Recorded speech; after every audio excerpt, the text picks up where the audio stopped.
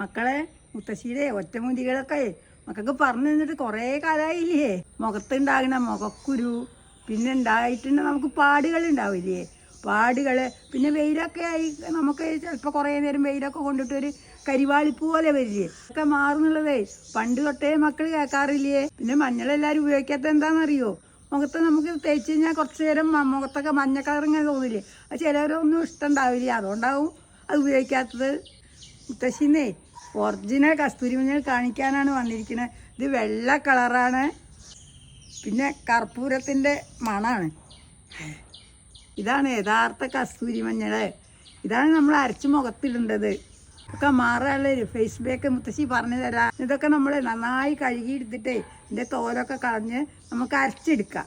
അരച്ചെടുത്തിട്ട് കുറച്ച് കടലമാവിൻ്റെ പൊടിയോ ചന്ദനപ്പൊടിയൊക്കെ കൂട്ടിയിട്ട് നമുക്ക് മുഖത്ത് ഇങ്ങനെ ഇട്ട് കൊടുക്കാം. ഇതിടുമ്പോൾ തന്നെ മക്കൾക്ക് വ്യത്യാസം കാണാൻ പറ്റും. മുത്തശ്ശിയെ ഇങ്ങനത്തെ പച്ചമരുന്നുകളൊക്കെ വാങ്ങാറുള്ളൂ തൃശ്ശൂരിലെ ഓവുങ്ങലില്ലേ, ആ വൈദ്യശാലയിൽ നിന്നാണ്. അവിടെ എല്ലാ സ്ഥലത്തും നല്ല വിലക്കുറവുണ്ട്, നല്ല ഗുണമേന്മയുള്ളതാണ്.